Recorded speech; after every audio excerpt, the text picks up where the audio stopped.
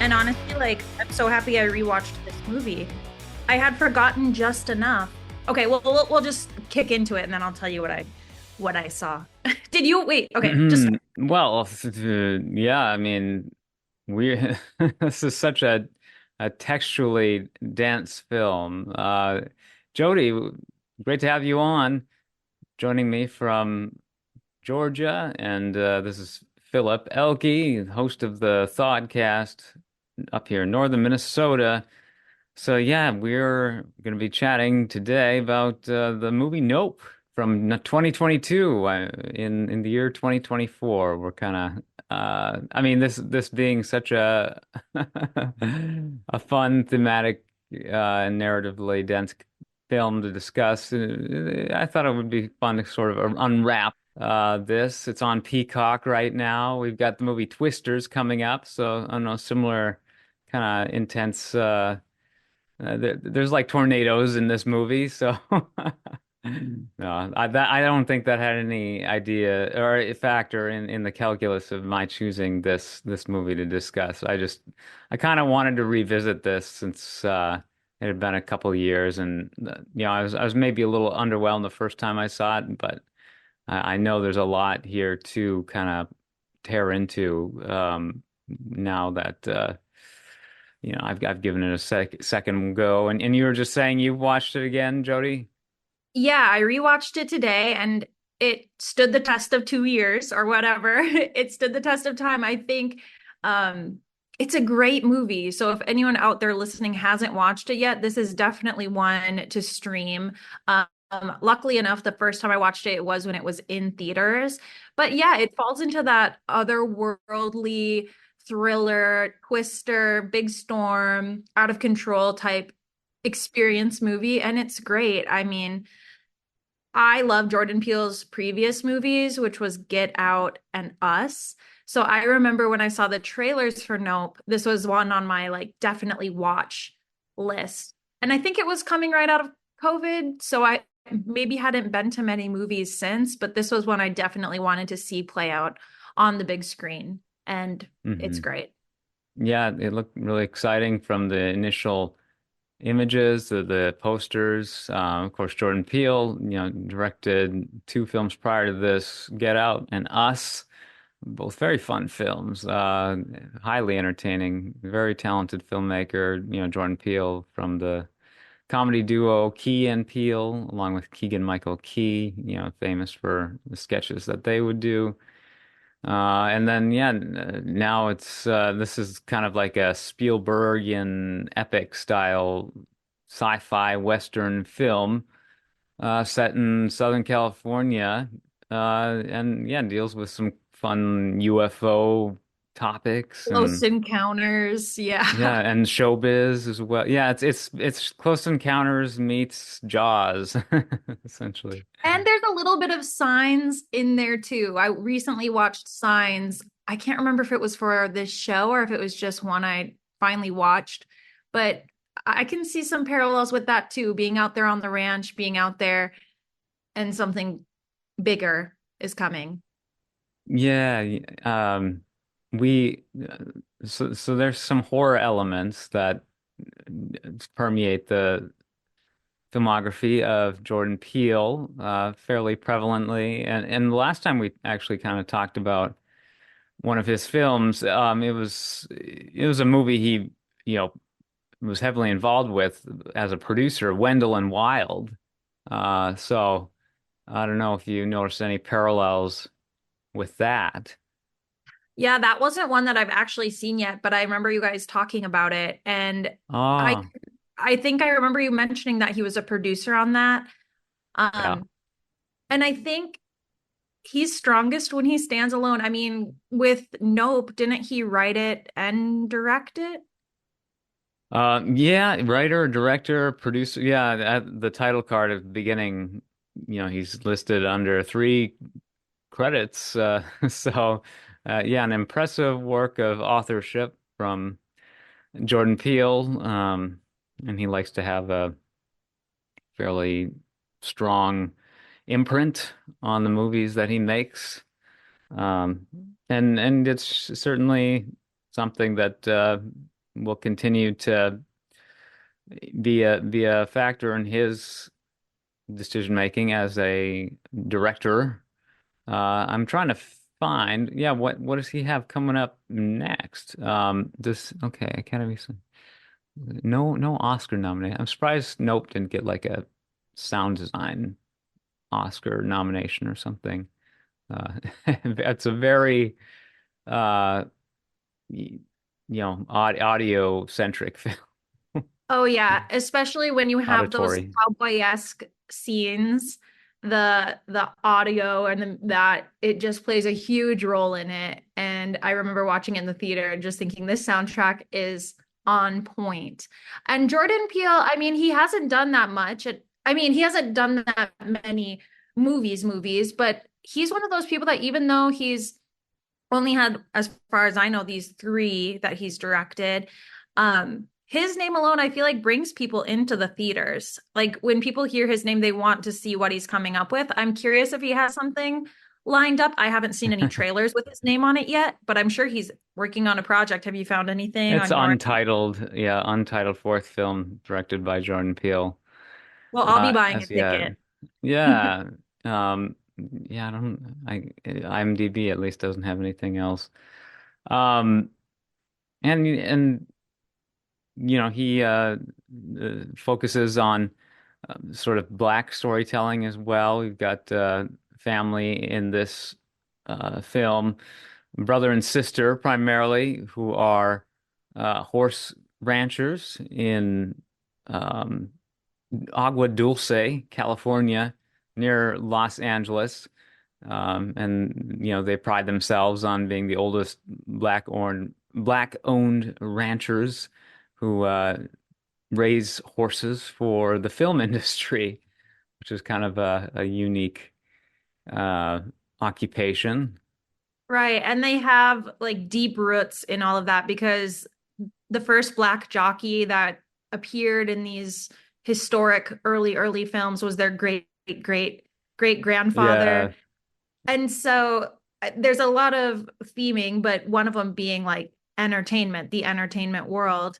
And to jump to what I heard today, I was watching a little interview by Jordan Peele, and he was saying that he wrote this during the pandemic, and it got him thinking a lot about what is entertainment, how we consume it, how we produce it, how we promote it, how it is part of our lives. And once I kind of listened to that interview before watching the movie, I was like, yeah, that's clearly such a strong theme throughout. So that's a good one for you and I as consumers of entertainment and the spectacle. But that's OJ and Emerald's history, I guess. Aside from the horse ranch, they were related to someone who was part of the film industry at the beginning of time. yeah.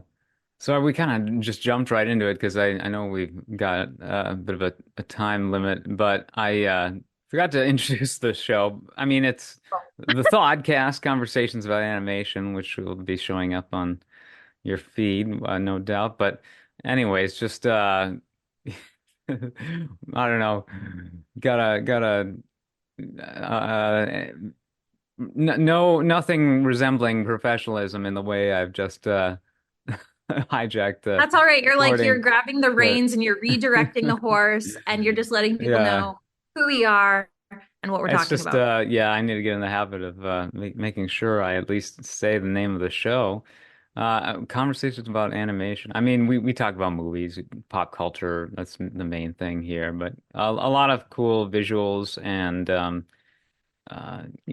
visual effects techniques that are incorporated in this blockbuster film. And I like to also, the two of us, we're fans of literary tropes. So anything that's kind of rich with these discussion points, it's a great driver for some fun distillation. And there's just so much here. You know, we're talking about the showbiz aspect of it. There's that. So the movie technically opens at the ranch, right? I think, and there's like reports of uh hikers having gone missing and winds Hmm. being like unusually, you know, forceful in the region. And and so you really have to see this movie twice to really pick up on a lot of this stuff. I missed so much my first time through. I really enjoyed it a lot more the second time. Um, and you know, of the sort of Spielbergian alien, you know, sci-fi Western films to come out of the past decade and a half or so, you know, between this and Cowboys and Aliens. I don't know, did you ever see that movie, Jody? I have not, but I'm intrigued. Oh, that was a big blockbuster attempt, directed by Jon Favreau, you know, director of Iron Man, and you know, starring Harrison Ford and Daniel Craig, James Bond. It was a big deal, but it kind of flopped at the box office and got poor reviews. And Nope is a vastly superior film, in my opinion, at least more enjoyable in my mind. Um, but yeah, you have the you know, references to missing hikers and the weather phenomena, and yeah, so it really tees up a lot at the start. And then you have this mysterious shot of this corridor, this square. Did you ever wonder what the, you know, and it almost looks like there's pillows leading up to the end of this corridor. It's just such fun abstract imagery. Did that provoke anything in you? And then at the end, it shows the clip of the famous horse rider footage, like the earliest motion picture basically ever recorded. But yeah, what was your reaction to kind of the beginning of this film? For me, for some reason, I thought that it started a little bit slow until they got to the chimp scene. So I think when I saw that shot, I was sort of like, all right, where are we going? Come Yeah. on. You know what I mean? Like Uh-huh. for me, it's when we met the chimp that I picked up. But yeah, I didn't know what that was. I didn't know what that was supposed to be. What were your thoughts when it first showed up on your screen? Well, yeah, ultimately, I think it's supposed to resemble an aperture of a camera, like you know, you're looking down the barrel of a lens, Mm-hmm. and the ultimately the character of Jean Jacket. I'll just The alien. give Yeah. the name for now. It looks kind of like a giant eye when in the saucer form, so that makes sense that it has like this internal mechanism that resembles a, you know, a camera, a film camera. But and then yeah, it takes this crazy light right turn or left turn at the beginning into the sitcom scenario with the chimp and just like this I gruesome found thing. this part, it wasn't so intriguing. I mean, it's giving Planet of the Apes, obviously. But like you said, it's this like family sitcom where they have this ape who's part of the family fist bumping on something, but they're taming this wild animal for entertainment, and a balloon pops, and his true nature kind of comes to light, comes back into him. Hmm. And it's really sad, and it's really like a jarring moment because the ape sort of calms himself Mhm. down, and he goes to the actor, the child star, and he wants to give him a little fist bump. You can tell he's sort of like, okay, like the trauma's over, let's chill. And boom, he's shot. Hmm. And it's just, I don't know, I was like, that could have been the whole movie for me. The chimp on this not reality show, this scripted TV show. I think that could have been a movie in itself. That scene was just really great. And I mean, you come to know the child star grows up and is always sort of looking for his fame again. But that captivated me.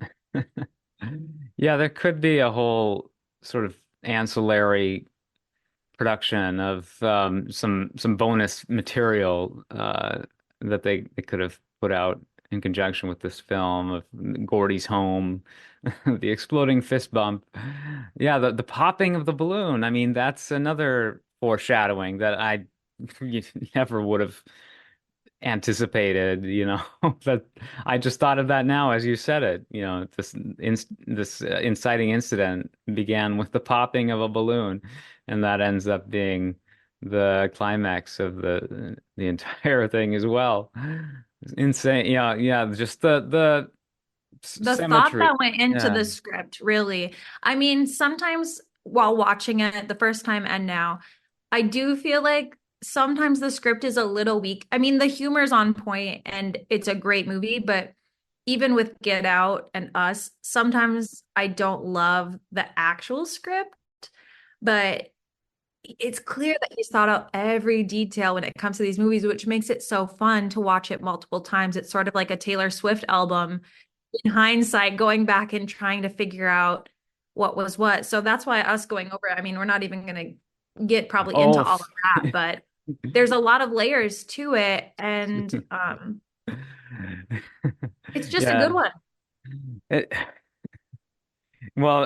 yeah, unwrapping, just the even the way that the creature evolves, it's just layers upon layers of complexity. And maybe just a little bit too pretentious. Yeah, I don't know. I think I did think that the first time I watched it. I think when I saw it in theaters, I might have had that same thought. But this time, I don't know, watching it in my living room, I just felt like it was spot on. And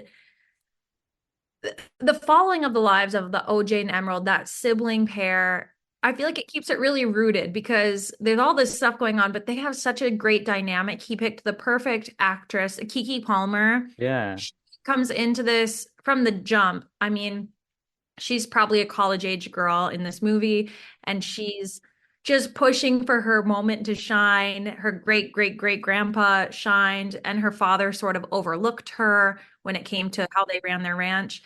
And her, like, I feel like I know girls like her. She's just busting at the seams with this ambition of wanting to make something, and it's not quite working out. And her opposite in OJ, he's so stoic, and I feel like I've met guys Yeah. like him too. And I love these two together and the characters they meet along the way. That I don't know, pretentious maybe, but like I don't know. I feel like it's Oh, grounded in so much real that I don't know. It doesn't get too carried away. right. Okay. The characters do bring a lot of humanity to this. Mhm. And an incredible, so you really can't fault this movie for being too like cold and clinical. I mean, it really is laying on the symbolism thick, but maybe that's just kind of the point.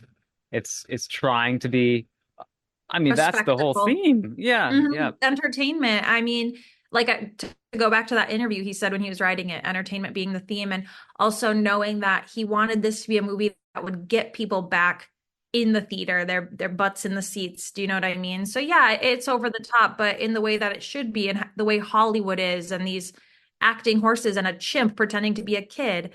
So yeah, there's probably a reason it feels layered, layered and layered and layered. And I just love the characters. I love Jupe. I love Angel. I love Otis. It fills it out so nicely. Well, um, yeah, there's so many places we could go. I want to hit on, I guess one thing that helps lay the groundwork for the sitcom sequence is this ver Bible verse that the movie kicks off with. Hmm. Another wrinkle. I will cast abominable filth at you, make you vile, make you a spectacle from the book of Nahum, the Bible. And Nahum says this to justify the destruction of the city of Nineveh, which I guess it was it was a very wicked place. Nineveh, that was even a setting of the story of Jonah, who gets swallowed by a whale, if that sounds familiar. Of course. Yeah. Wow. So just So are all we these. supposed to think that maybe this saucer is meant to resemble some type of punishment to all the people down below trying to profit on, I don't know if you want to call it profit on, not the word exhibiting, but exploiting. I don't know if exploitation could definitely probably be a theme that you come to in a way when it comes to the horses and the animals. And I mean, knowing Jordan Peele, there's probably a layer that I wouldn't totally understand of just, the race issue and having a black man on a horse. So maybe exploitation when they're talking about that verse of, I don't know, Oh, smiting the city. Maybe this alien is some type of judgment call on all the people down below. I'm not sure. I didn't really think of how that verse tied into everything. Did you? um, I mean, that's a big theme throughout all of entertainment, the exploitation of minorities and kind of yeah, you utilizing the talents of certain marginalized classes for the benefit of the uh, the patrons. And yeah, talent is just so much more, I think, easy to come out of um, adversity, or it often comes out of like in places of adversity, and like how Keke Palmer's character Emerald, she was sort of sidelined as a kid, and her brother got a lot more attention, and now she's the one who's ambitious and trying to start her own film career. Whereas OJ is yeah, he could be described as a bit of a slacker. Um, he, Or more just, shy. Yeah, yeah, he's or competent, but his competent because a lot of the things Otis, their father, taught them, I mean, it was kind of laid into OJ more so than Emerald, like you're saying. So he maybe doesn't feel that need to showboat and push. He's confident with what he does. He's good with these horses. He's been running this ranch that's kind of falling apart, not falling apart, but they're looking to sell it. Um, so his personality comes across like that. And I mean, that's a very real thing, I think, sometimes overcompensating when maybe as a child you didn't have that type of spotlight on you, and maybe not feeling the need to do so when you did have the father's attention throughout. well, the at the start, um, Otis is the father, right? He Mhm. played by Keith David, Dr. Facilier from what's it called, The Princess and the Frog, and a million other things. Incredible voice on that dude. But yeah, he experiences that unfortunate accident with yeah, building of tension, of course, with these mysterious circumstances, this strange weather phenomena producing a hail of just random debris, essentially, and then he gets a nickel in the brain. Uh, I mean, that's a great. It's sort of like a fun, signsy, like M. Night Shyamalan. Well, you don't even really know what to expect following these events. Yeah, there's a lot of that. There's a lot of like surprise elements that they put into it, from the nickel to like those little wavy guys that are throughout the movie. I don't know what you call those. Well, they call them sky dancers here. Oh, Little... sky dancers, to a silly thing like the shoe Oh, that's that's great. sitting up. There's a lot of little details throughout this movie that kind of makes you pause and question, is there more meaning to that? Like the nickel falling from the sky. I don't know if there's more meaning. There's got to be more meaning to the shoe. After the chimp attacks, there's the shoe standing up, and it's something that the child actor holds on to for forever. Right. Yeah, the kid has his own little fan collection in his office, his secret, um, you know, little It's like a bat shrine to his, cave. yeah, it's like a shrine to his old self. I don't know if you ever saw Hey Arnold growing up, but Helga Oh, opens up her closet and there's this homage to Arnold. well, she And has I like a kind of, gum statue. Was that what it was? yeah, and poem books and like pieces of his hair. At one point, she gets his hat. But Jupe is very much holding on to that love of his fame, so much so that he's opened up this theme park sort of in the middle of the desert. And again, on that theme of entertainment, but trying to relive that, I think being seen by everyone. And he's an interesting character to me because he's known about this jean jacket or Hmm.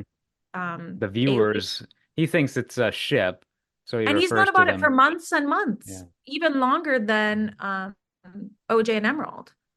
Yeah. Well, yeah, he built founds this Jupiter's Claim, which is fairly recent park at the time of the film. So yeah, it kind of course his unveiling of this little park that he runs, I think, corresponds with sort of the appearance of Jean Jacket in a way. Uh, yeah, how did he discover it? I don't know. He probably has all kinds of delusions of fame and grandeur.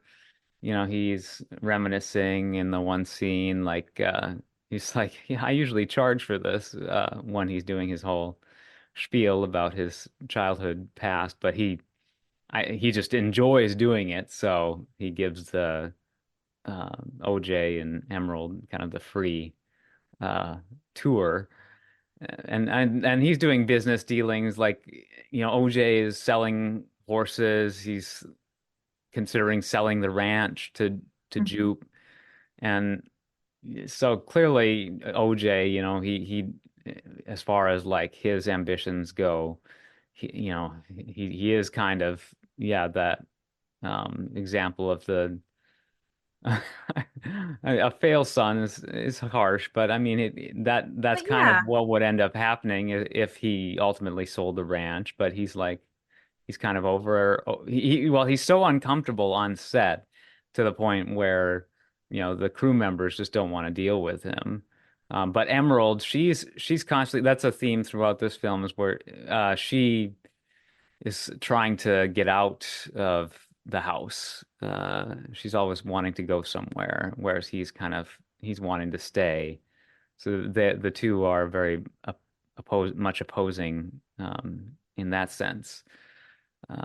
Yeah, so but like yeah, there's this transaction. But once Jean Jacket starts appearing, of course, you know, then all of a sudden OJ and Emerald starts scheming as to how they can exploit the UFO everybody situation. wants, yeah, everybody is kind of looking for this experience. This, I mean, for OJ and Emerald, they want the money shot or what they call like the Oprah shot, essentially, something that's going to really get them front and center.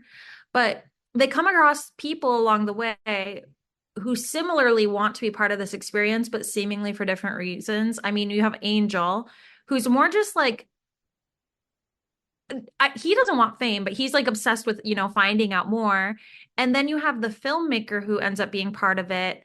And he just wants to capture it, I think, for the sake of capturing it, like an artist who wants to paint a picture, even if no one's going to see it at that point. So they're all kind of brought into this for different reasons. Um, Yeah, the cinematographer who appears in the on set sequence at the start, mhm. and then Emerald remembers him from that, so she calls him up, and he to to be the you know camera guy for the UFO Because they hunt. need someone who has this antique, like tried and true old way of capturing a film. Because the thing about this alien is you can't capture it with your phone, you can't capture it with your camera because it sort of zaps the electricity. I guess that's one of its powers.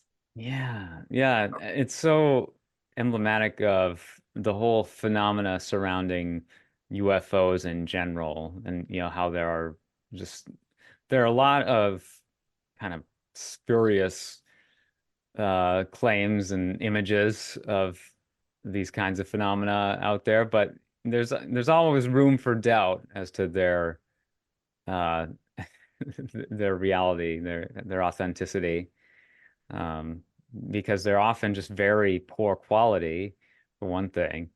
And so when it comes to like supernatural phenomena and things like that, there's always this quality where it's so enticing and yet so elusive. And with the Jean Jacket, it has the ability to disable electronic devices when it's nearby. Um, and yeah, this film borrows a lot from that whole UFO UAP field.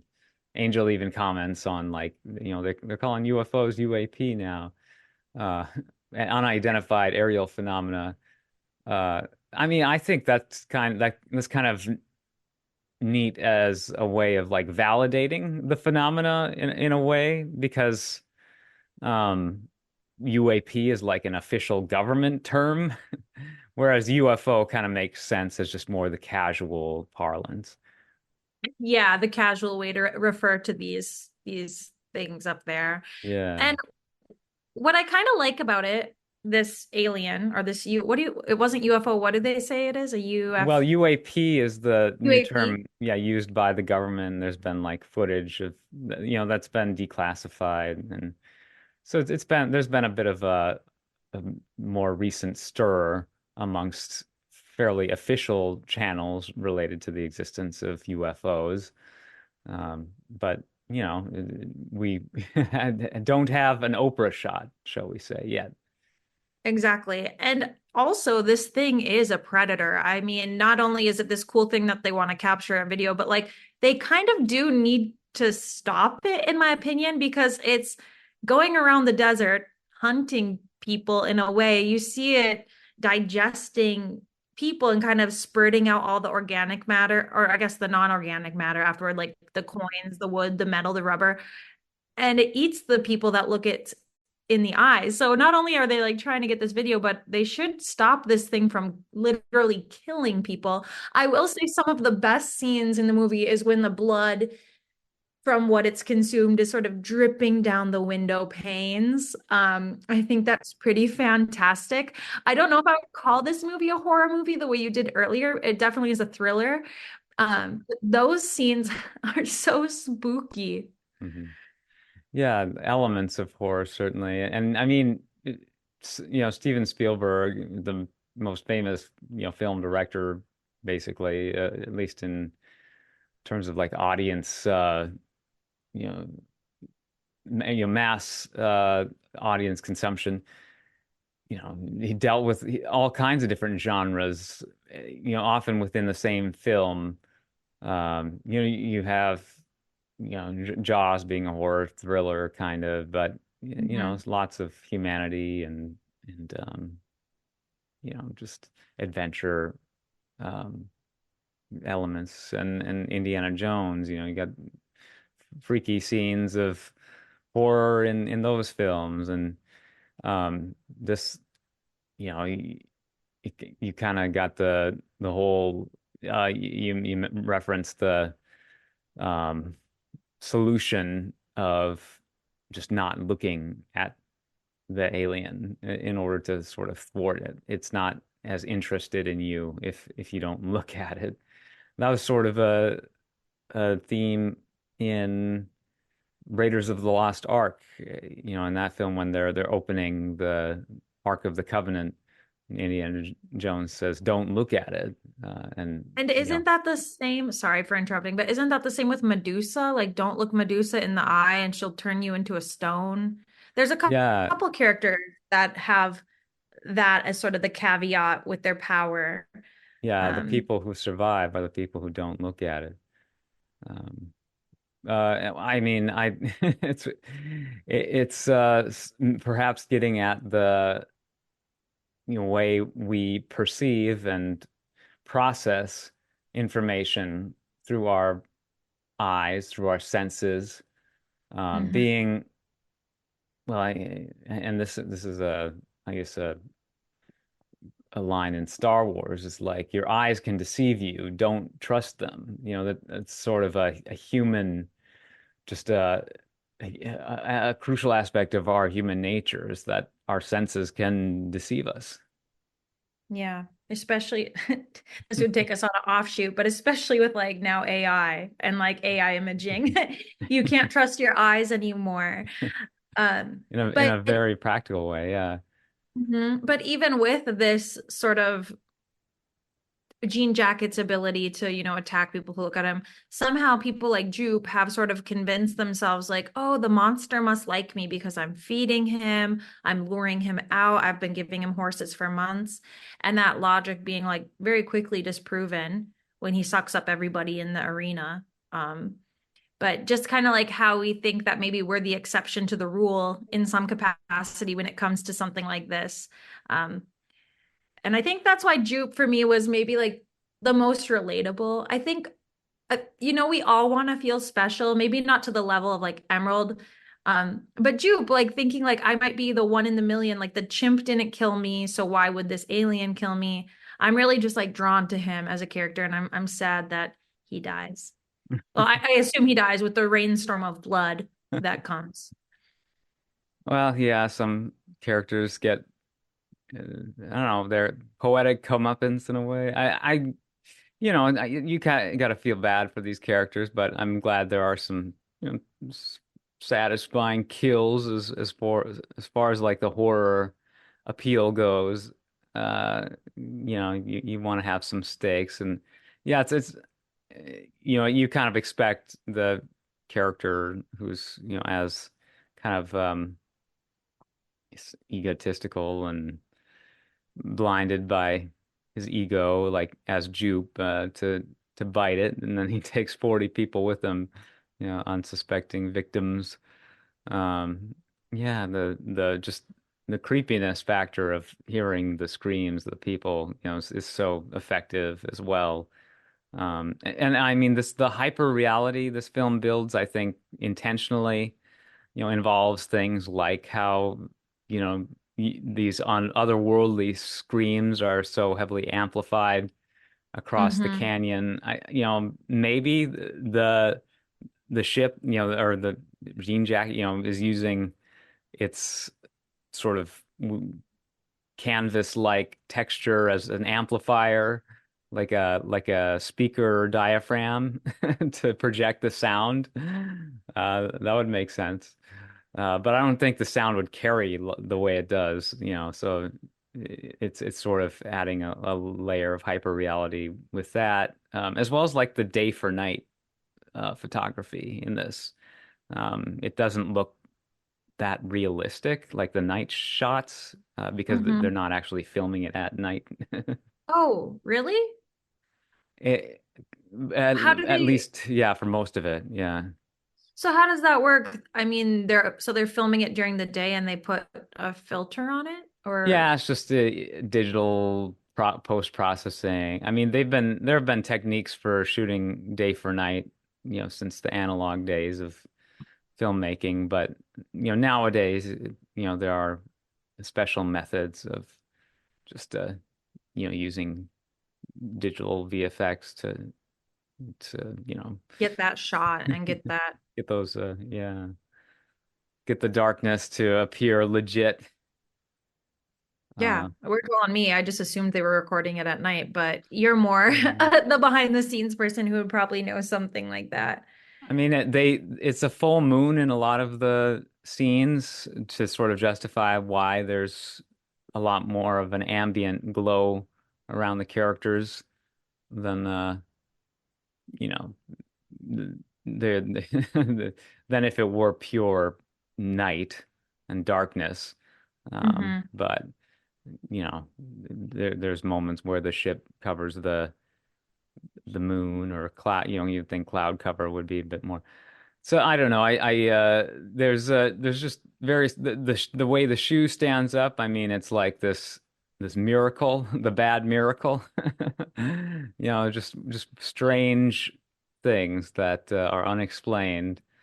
Um, and I think this movie's just trying to I don't know, capitalize on this notion of the impossible, and people's desire to grasp it, you know, to claim Right. it, Jupiter's claim.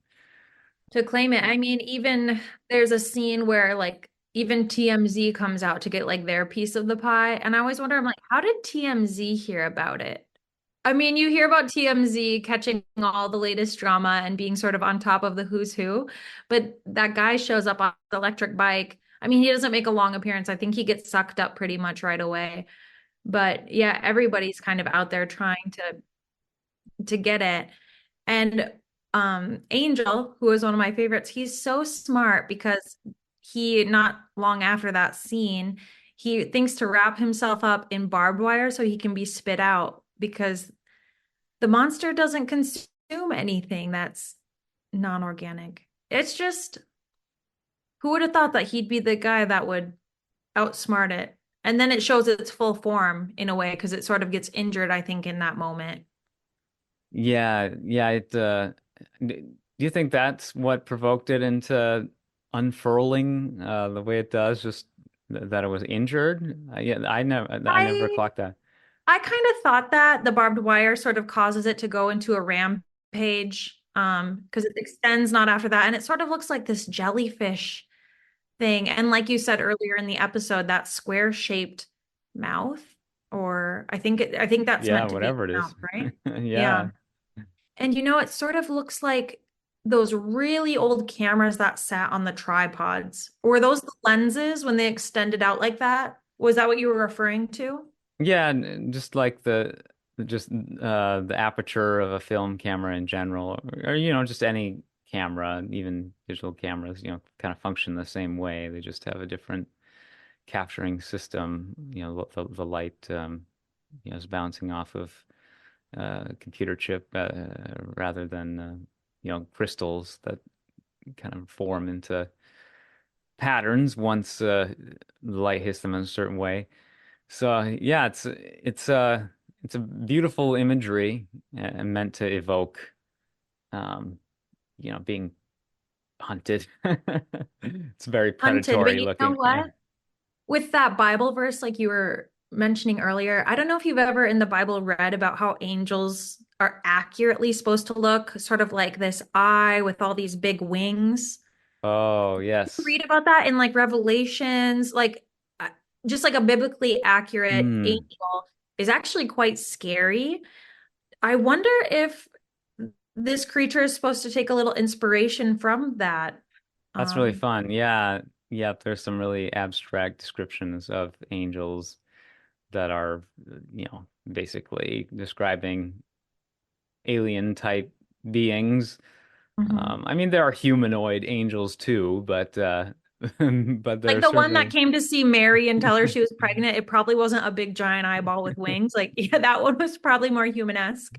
But yeah, in the UFO phenomenon, uh, you have ships and you have aliens. So you have the Mhm. humanoids and the big abstract vehicles that move around.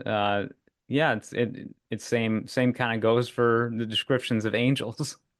Mhm. That's a good point.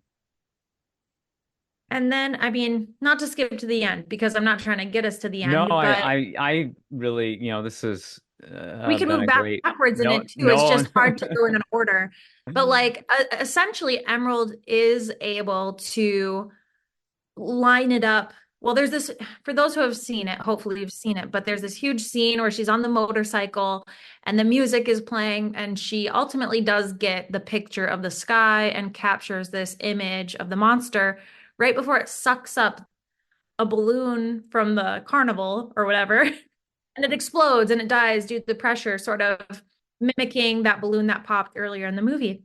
Um, and then this is kind of my question. So she gets her claim to fame. Is OJ still alive?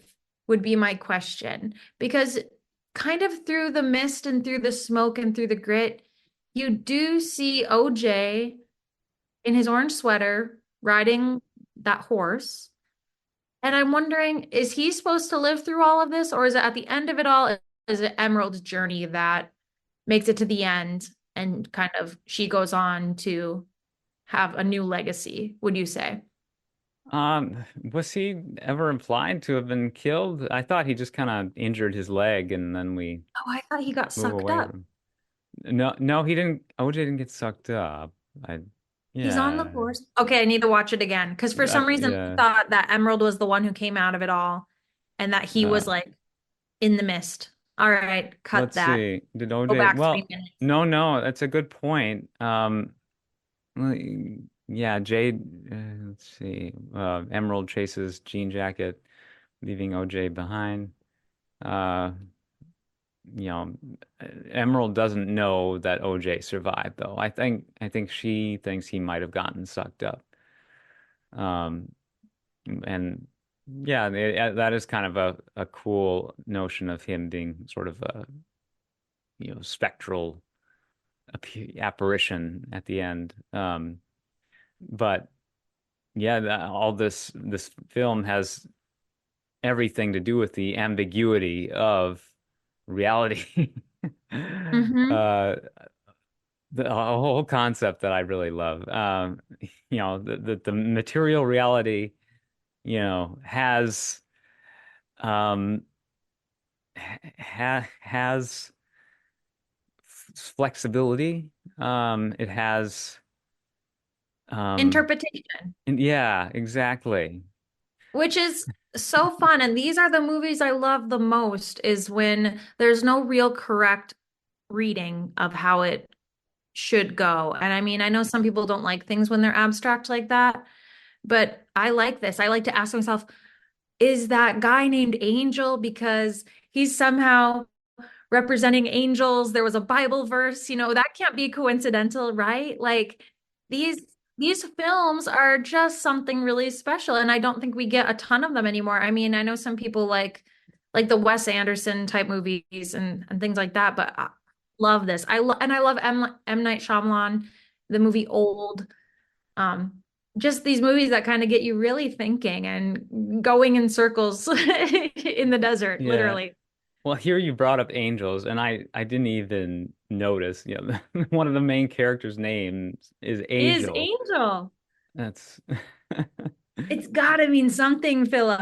what does it mean? Yeah, he's just What does laying it it on so mean? thick. Yeah, Jordan, it is too thick to be like appreciable as pure majesty, storytelling like um But what could kismet they and have transcendence. shaved? What could they have shaved out to make it simpler that would have made it more, swallowable? I'm glad they Swallowable? didn't. Yeah, that's the Yeah, point. because I was gonna say there's something in there that you think could have been cut because when I watch it, I'm like, there's no element that I would really want to lose Hmm. in this too thick of story, And The this is what hero. I. Mhm. Oh, sorry, Well, I'm gonna no, no, interrupt I Lucas. totally interrupted you, but I was just thinking selfishly, like this is totally what I would do if I were attempting a screenplay. It would just because I'm so pretentious, it would also be similarly pretentious with But everything but has I to interconnect. Yeah.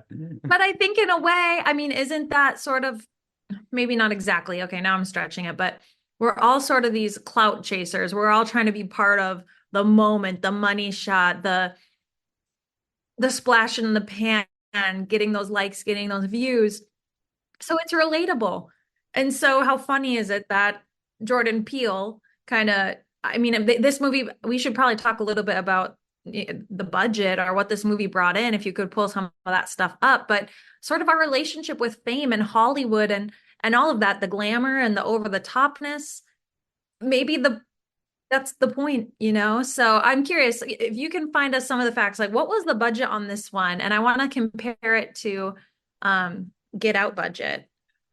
Um, yeah, it's Because this is his the third film. Get Out had a budget of 4.5 million. That's cheap.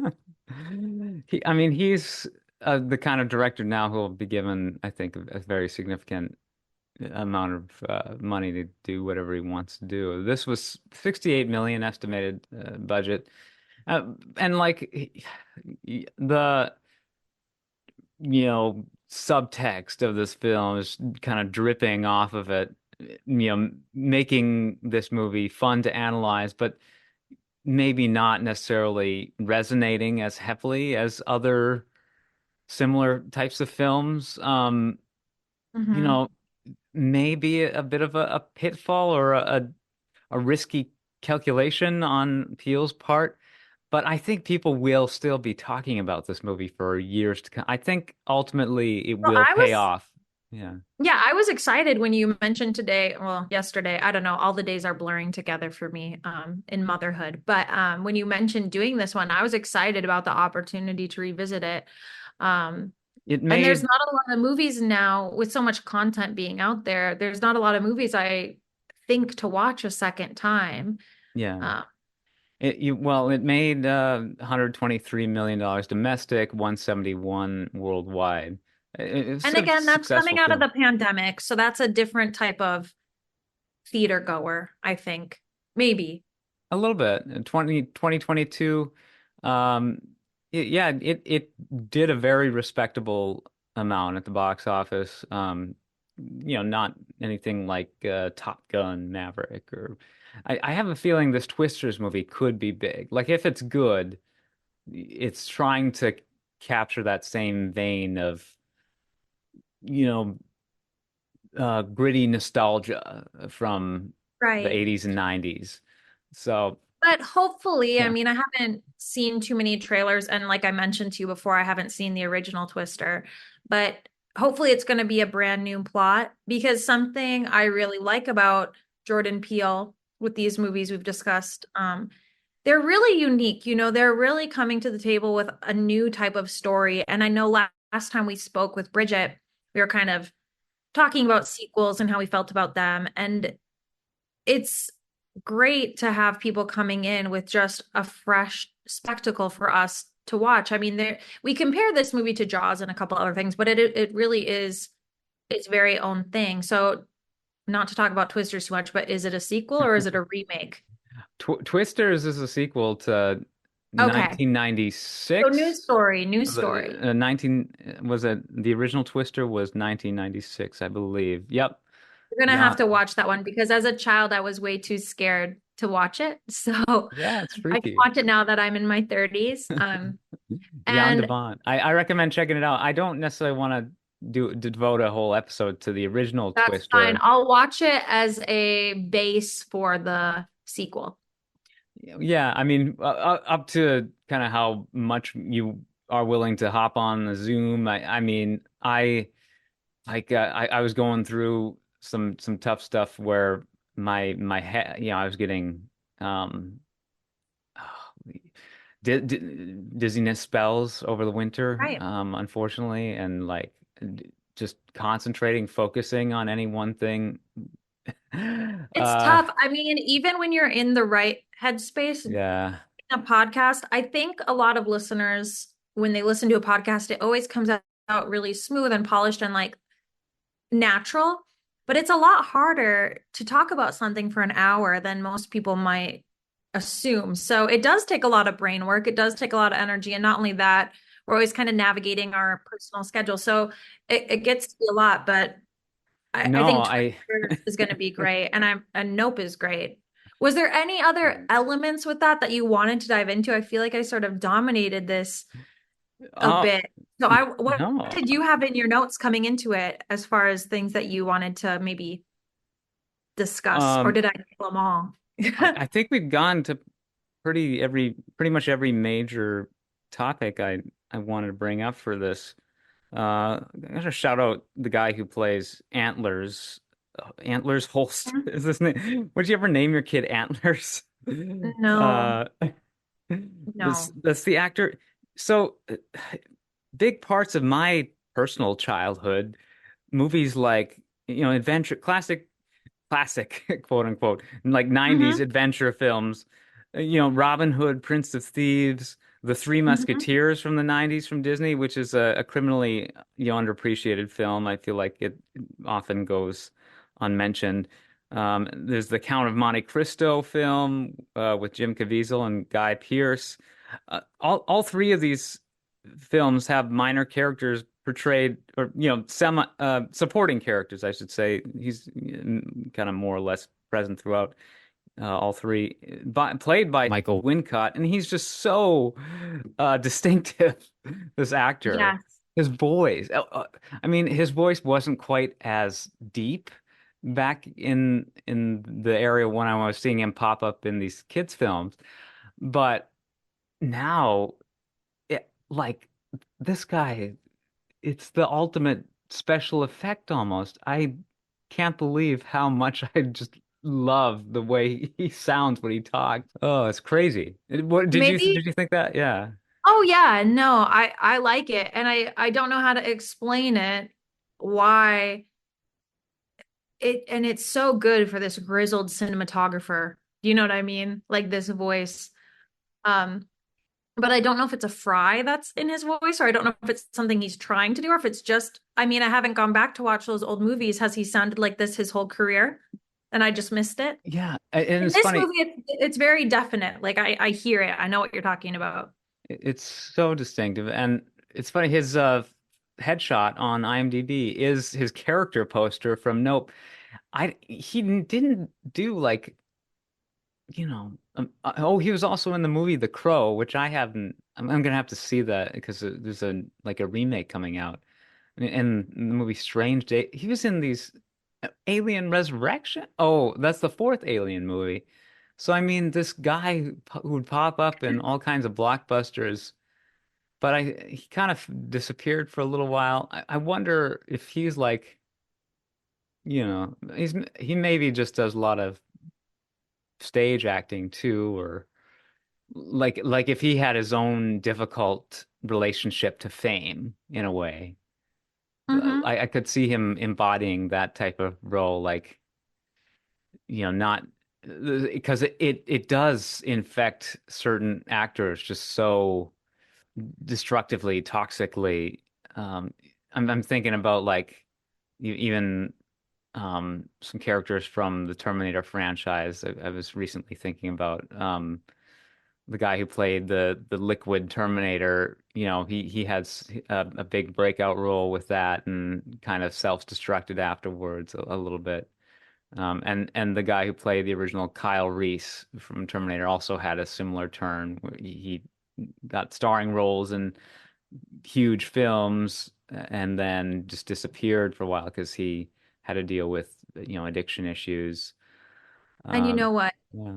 You could see that reflected potentially in his character, which is probably what you're getting at. But there's that quote he says, "The dream you're chasing, it's one you never wake up from," and it's sort of like a heavy, I guess, a kind of heavier moment, you know. And he's spent his whole life in pursuit of this shot. So I wonder if he sort of harnessed some of his experiences with fame and potentially that break he Mhm. took into this character in the movie. I mean, that definitely could be it. I Part of it. it's exactly the embodiment of his character when Hmm. he gets the seemingly perfect shot of Jean Jacket as it's chasing OJ, but then the sun starts to set, and he realizes, oh, it's golden hour. Now is really time to shine, and Yeah, refuses like to. do it while you're ahead, dude. He literally sacrifices. It's funny, you see the perspective through his camera too as he's being abducted. So Hmm. that kind of was the perfect shot in a way. Who knows if anyone was ever able to recover the footage? Oh, I don't think so. I But, mean, they do show one of the what do you call it? Like the canisters of film sort of rolling down the hill, but I think yeah. multiples so you don't know. And I mean, that sort of portrays probably some of the best and the worst that you see in the talent industry or like the Hollywood world, because it's like it can be so toxic, this passion in a way. And like you said, he had the shot, but he wanted, to do better. And you know who it reminds me of? Who is working on Avatar? Yes, and the time he's taking to create this perfect film is killing it, because in order to, get the sunset shot or this perfect thing, the whole storyline, we're all kind of bored, we're over it, like it's been 10 years you know, and I'm guessing that maybe there was supposed to be some sort of reflection there. Yeah, Well, super good point. it would be, yeah. I mean, the second Avatar film was super successful, though. You have to Oh, realize. yeah, yeah, it was successful, but like, wouldn't you say that Mhm. we would have been a little more of an eager audience if they had gone like every 3 years instead of 10 years? I don't know. That may just be me. So with Avatar, it's it's the vast exception to the rule, certainly, with what you're saying. Like in 99% of cases, when you wait that long to do a sequel, yeah, it ends up being very disappointing. Or maybe not 99%, but Mhm. um, yeah, you want to strike while the iron's hot. James Cameron just kind of has a certain pedigree, I think, that Sure. allows it causes audiences to listen, to pay attention. But yeah, it is kind of weird that people cared as much as they did. It was more than a decade since his last film. Um, Yeah, oh it was a yeah. push for me to go to the theater for that one is all I'm saying. And in reference to Antlers, I'm saying sometimes artists, I know they want this perfect thing, but like what if he had just said, "Okay, we got it. We got the picture. Let's get out of here and go." Like instead he becomes consumed in this pursuit of the prize, Well, this moment. it's the cases like with James Cameron where he did wait 10 years before releasing another film, but it paid off. And that's what causes people to go down these destructive paths thinking Sure. they're gonna do the same thing. Yeah, he wanted to achieve, that level, which I mean Yeah, ultimately leads to his demise. yeah. Um, and I mean, we'd consider him the villain, sort of, right, in this movie, or maybe not a Hmm. villain.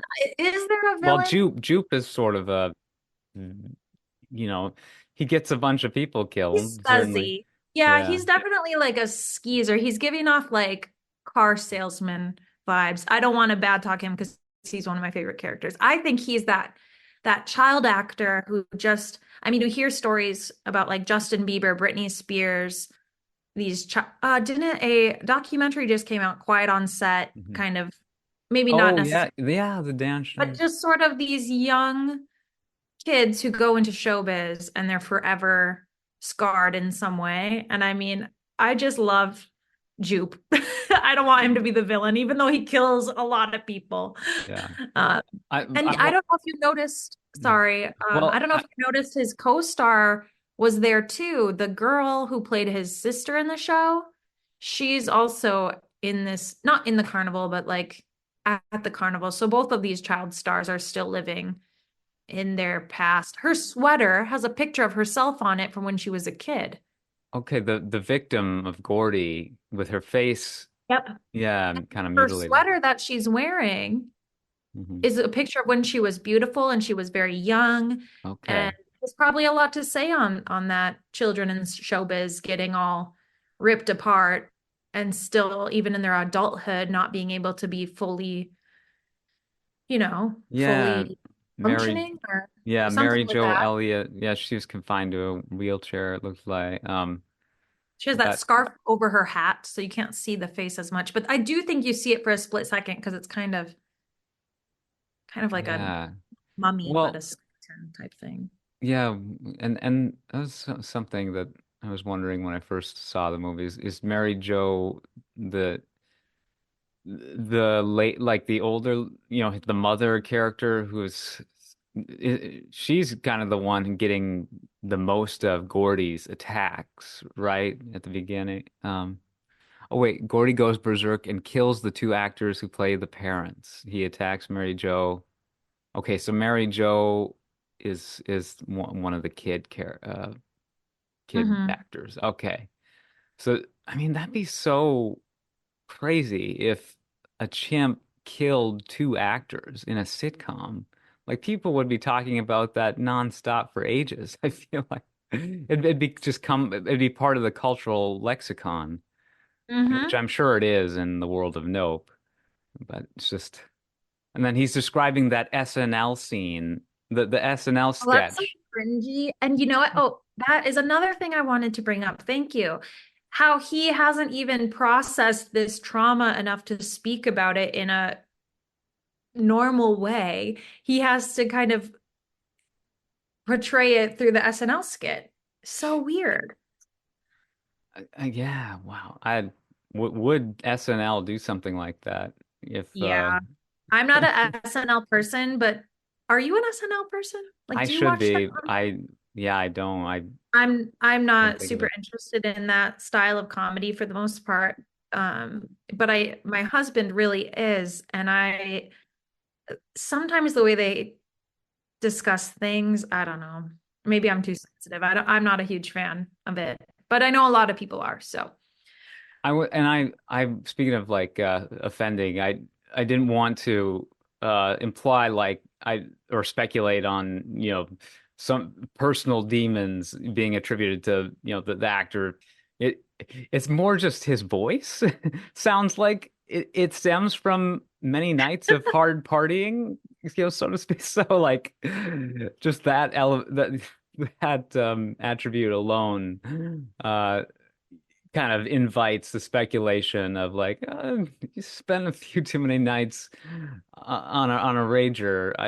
It. you're gonna have to go down a rabbit hole to figure out if your theory is correct. I mean, I'm sure you could find some gossip columns that would tell you, but yeah, his voice does reflect a little bit of that. Could have just been born with it, or maybe he inhaled some smoke as a kid, or was in a yeah had a Yeah, everyone was smoking fortunate back then, accident. so that would make sense. Yeah, so I'll have to look into it at some point, but not necessarily going to dive into the bio on this show, but we'll probably be wrapping this up too. Thank you, Jody. I mean, Yeah, fun one. yeah, the perfect, that striving for perfection and that manic desire to achieve the impossible that is almost necessary in order to make it in Oh, showbiz in some ways. absolutely. And I mean, Emerald, okay, this is my last thing. Emerald is a Oh, perfect, where they say people have these manic depressive episodes. Like OJ isn't depressed, but that yin and that yang, you see that in those siblings. So yeah, no, this movie is awesome. In 3 years, we can talk about it again and probably say 100 different things about it. If we both had a cup of coffee, we could probably talk till midnight. But yeah, I can't wait to see what Jordan Peele brings out next, really. I mean, right now it's untitled, but I'm sure we'll love it or we'll get something out of it. yeah, reconvene at least for Peele's next movie, and maybe even do episodes on Get Out and Us. Oh That yeah, would be I'm similarly. a big fan, big fan. Yeah.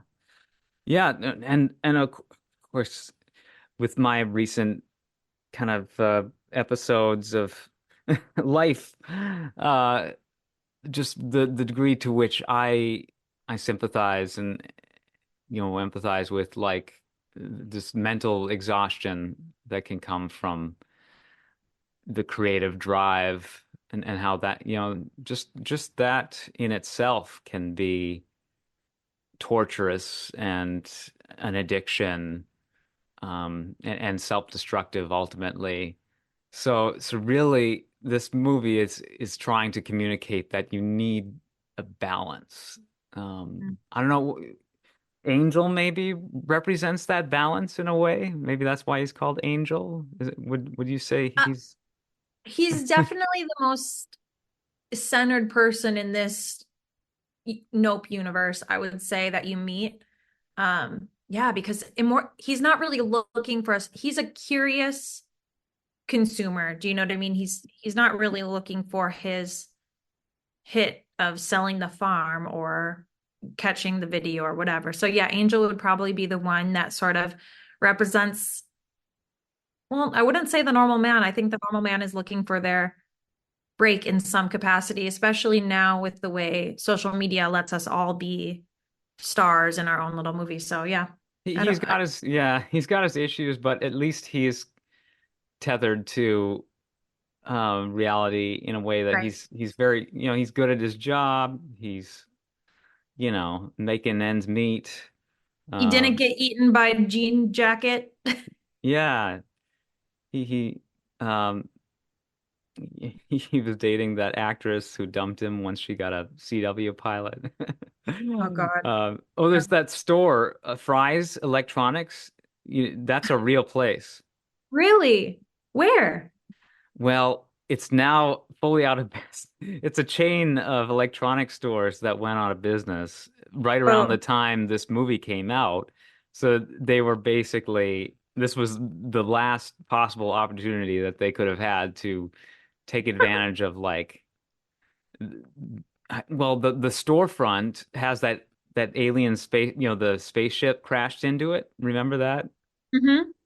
Oh I yeah. mean, that's a really sweet like prop that you see, on just built into this big department store in Burbank, California. So that's where they filmed that. And I think the store was You closed. ever see that when you were living out there? Out in I did. California? I've been in the store. Yeah. Oh. Yeah, no, I was able to visit Fry's Electronics before it shut down, but sadly now it is bankrupt, and I don't even know if that ship is still there. Huh. It kind of is giving off Radio Shack vibes. In the town we grew up in, there was at one point a Radio Shack. And I know that because my dad worked there one summer because he didn't go to college. I don't know if anyone out there remembers Radio Shack, but Well, yeah, I remember hearing we're such a small town. It's surprising that we actually had one, but they were everywhere. yeah. Yeah, and it was a sort of franchise like you said, but Yeah, yeah, very I strive unfortunate. to be more of an angel probably than an emerald if I can try, but because it seems a little less exhausting. Oh yeah, gotta be. I mean, uh, I guess yeah, Emerald. We wish her well, but I don't know. It's like one of the crew members said when she did her spiel at the beginning. He was like, "Well, that was a lot."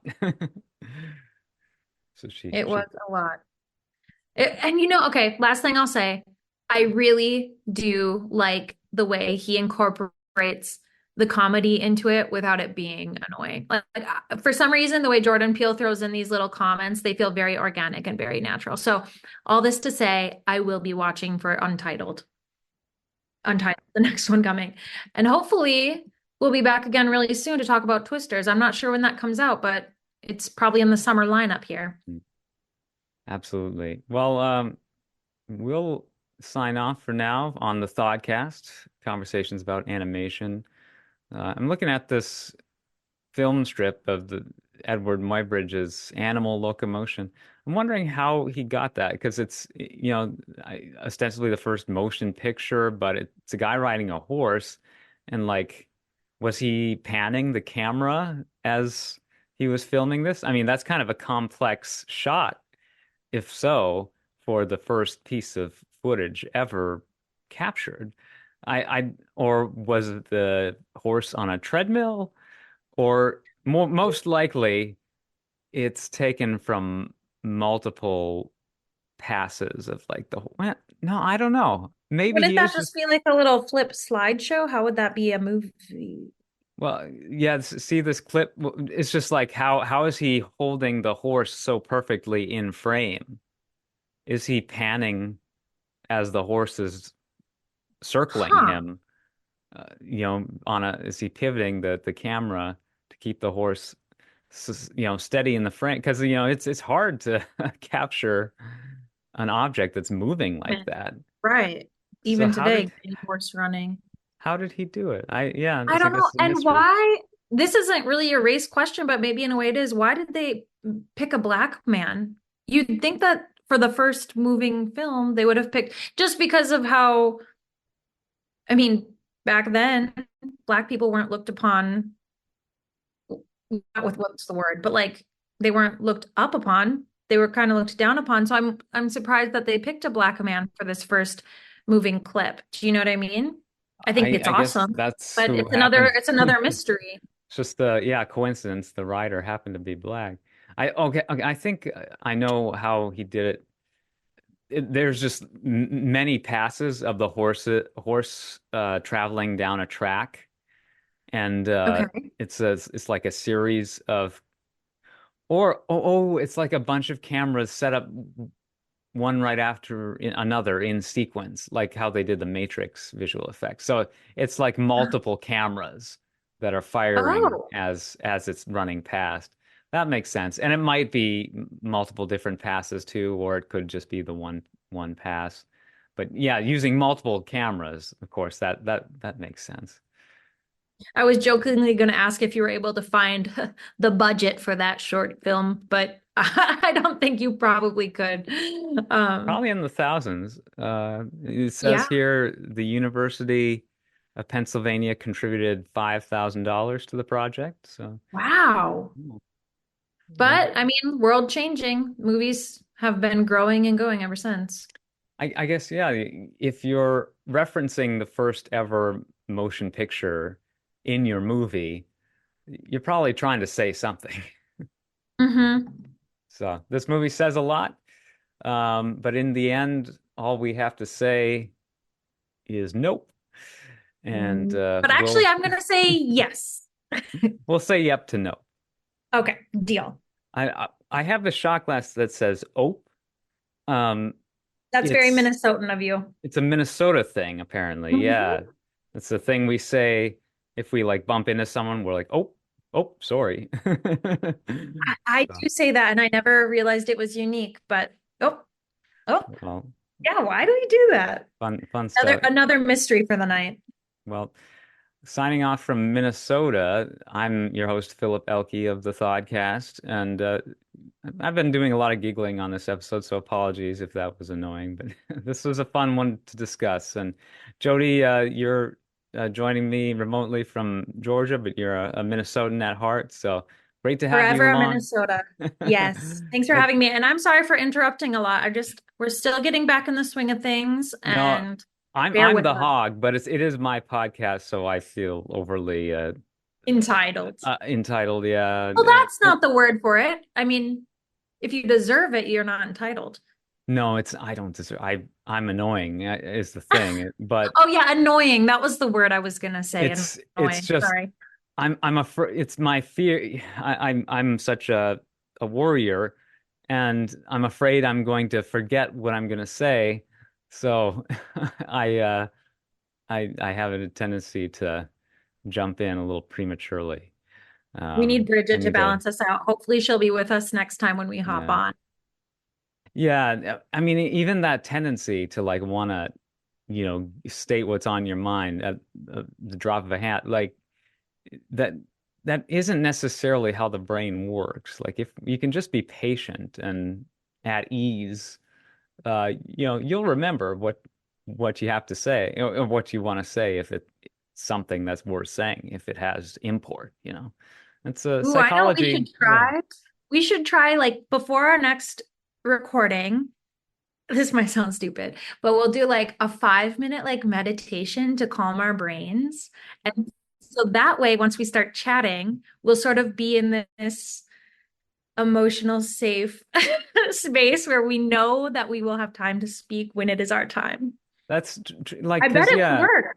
I don't want to induce anxiety in the listener too. And I'm sure that that's something that's picked up on a little bit. So apologies, for that as well. I just, don't like there to be dead air either. Um, well, yeah, okay, well, cool. We're just breaking down all sorts of, you know, meta layers of, how we do these podcasts and, our my own personal endeavors in media, fraught as they are. Because yeah, like the notion of making a movie and being a director on a film and the labor that goes into making one of these things, one of these film these here motion pictures. Like it Oh, I is thought you were just saying, sorry. Sorry, keep going. no, just like showbiz jobs in general. Like it's so far Mhm. beyond what I'm currently capable of physically. I, Um, I thought you were saying like the time and labor that goes into the podcast, which granted there is, but I was going to tell the listeners there was a time where Philip would send us a breakdown the conversation for us to follow from point to point. And that breakdown is long gone and we're freestyling it. And so take it for what it is. Well, I But would send you my Apple notes, but I oh, I mean those weren't very they weren't structured. They're just kind of I like my loved random them. thoughts. I I loved them. I did take notes for this one just because there's a lot going on in this film, but Well, for uh, Twister, I want to see them. I want to see them in my phone. So, no, I got a jet because I hear a baby making a sound that was like this, click, click, click. But I loved peeling back the layers with you, and hopefully we'll Peele, be back super soon. Jordan Peele. Oh, look at us. Our brains are working. That's right. I should be on SNL.